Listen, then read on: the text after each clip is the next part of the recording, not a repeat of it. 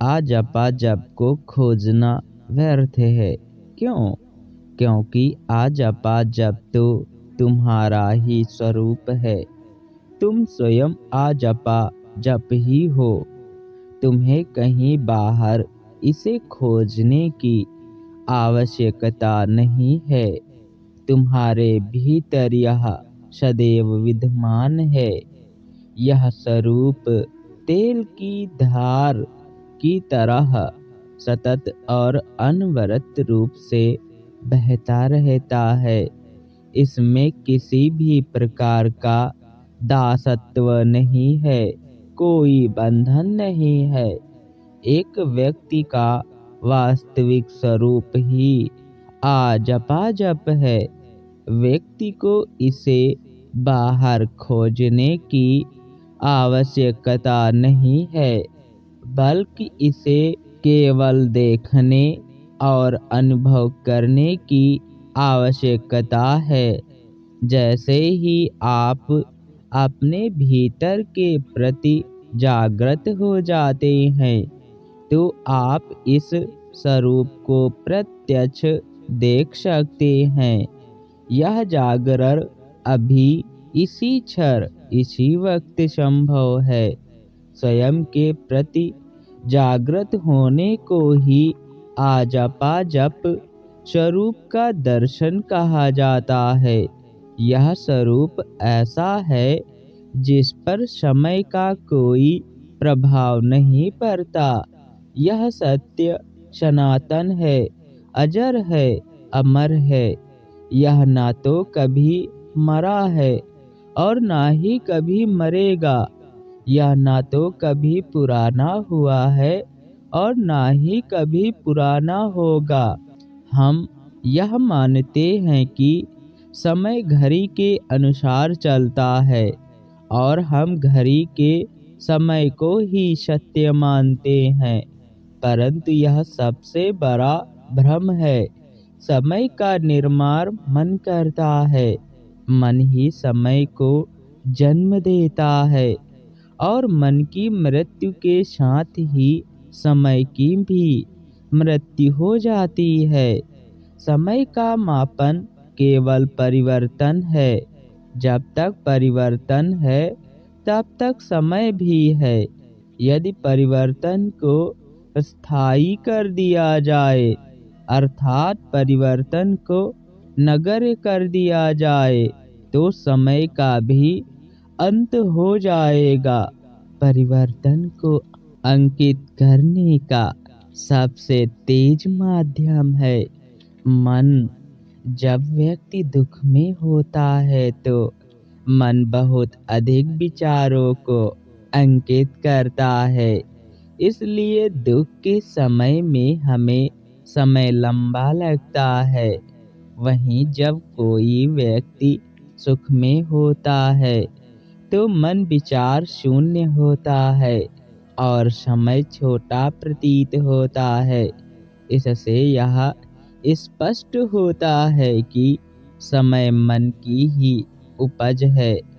आजपा जप का स्वरूप मन और समय से स्वतंत्र है। यह 24 घंटे सतत रहने वाला स्वरूप है। यह तेल की धारावत समान बहता है।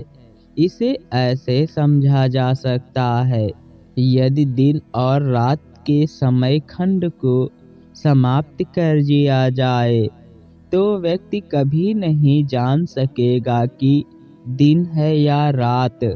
दिन का अस्तित्व केवल तभी तक है जब तक रात का अस्तित्व है, और रात का अस्तित्व तब तक ही है जब तक दिन का अस्तित्व है।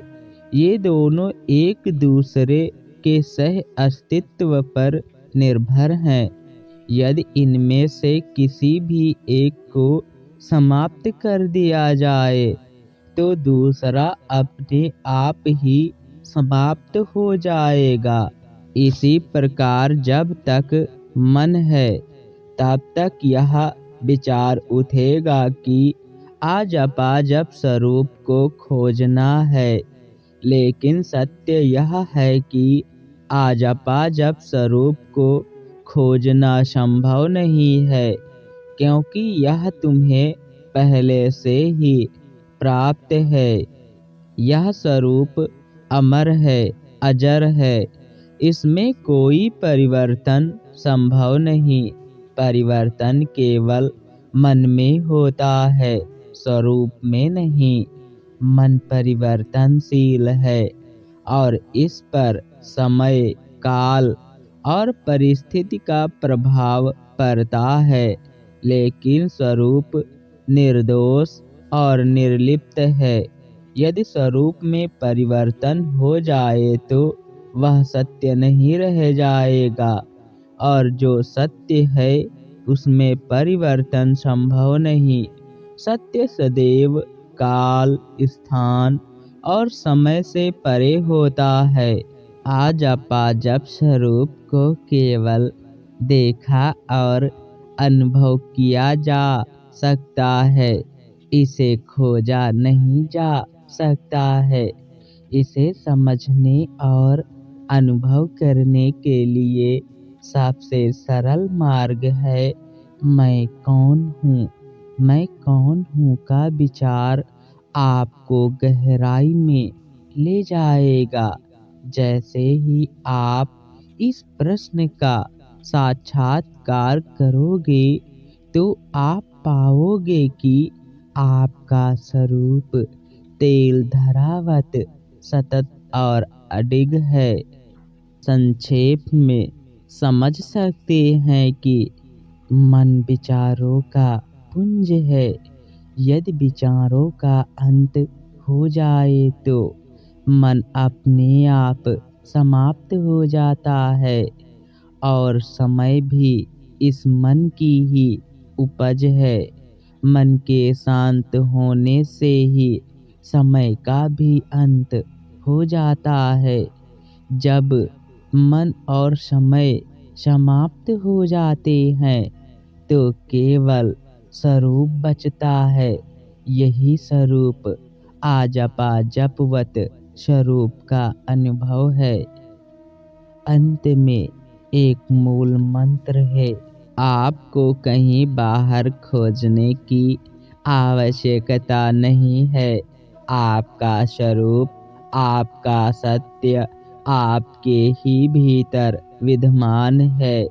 यह तैल धरावत, बहता हुआ, सतत और परिवर्तन से परे है।